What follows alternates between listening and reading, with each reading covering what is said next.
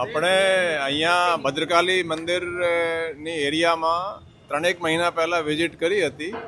અહીંયા ટ્રાફિકની બહુ ગંભીર સમસ્યાઓની રજૂઆત આપણી પાસે થતી હતી. આપણે સૂચના આપીએ અમુક દિવસો માટે હટી જાય, ફરી અહીંયા ટ્રાફિકની પ્રોબ્લેમ ઊભી થઈ જાય, તો આપણે કડક સૂચના આપી હતી. જાતે વિઝિટ કરીને દરેક જગ્યાએ આપણે જોયા હતા. તો આજે આપણે એમ કે સવારે જોઈએ કે અહીંયા શું પોઝિશન છે ટ્રાફિકની.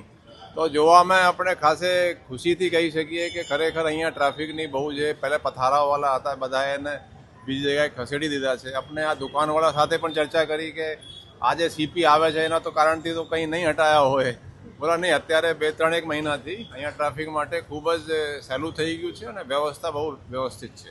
નહીં, આ સુભાષ બ્રિજ જે બંધ થયા છે એનાથી ટ્રાફિકની પ્રોબ્લેમ થોડી વધી છે. એના માટે પોલીસ તરફથી આપણે પગલાં લીધા છે.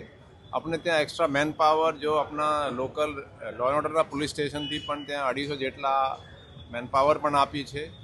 અત્યારે ટ્રાફિક બ્રિગેડની ભરતી પણ જે ફિઝિકલ છે પૂરું થઈ ગયું છે. 650ની ભરતી પણ એ અત્યારે રિઝલ્ટ આજ કે 1-2 દિવસમાં પૂરું એ ડિક્લેર કરીએ, પછી એની ટ્રેનિંગ પછી એ લોકો પણ ઉપયોગમાં થશે. અને અમુક તમે જોઈએ તો જે સર્કલો છે એના કોર્પોરેશન સાથે મળીને અમે ચેન્જ કરી રહ્યા છીએ. એરિયાના જેટલા શક્ય હોય પોલીસ ખૂબ જ આમે મહેનત કરી રહી છે. સર, લગભગ 15 થી 20 જગ્યાએ ઓવરબ્રિજ બની રહ્યા છે. જ્યાં જે ઓવરબ્રિજ બને છે ત્યાં ટ્રાફિક પીક ખૂબ જ વધારો છે. ઘણી જગ્યાએ મેન પાવર પણ ઓછું પડતું એવું દેખાઈ રહ્યું છે. દેખો, ઓવરબ્રિજ જે તમે કહો છો બની રહ્યા છે, આ ડેવલપમેન્ટનો એ ઇમ્પોર્ટન્ટ હિસ્સો છે. એ કોર્પોરેશન તરફથી જે એ બધું કામનું ચાલે છે. એ થોડી તકલીફ તો પડે છે પણ એ ભવિષ્ય માટે સારો રહેશે. અને પોલીસ ત્યાં મૂકીને આપણે ટ્રાફિકના સંચાલન જે રીતે યોગ્ય થાય એ રીતે આપણે કરવામાં આવે છે. Thank you.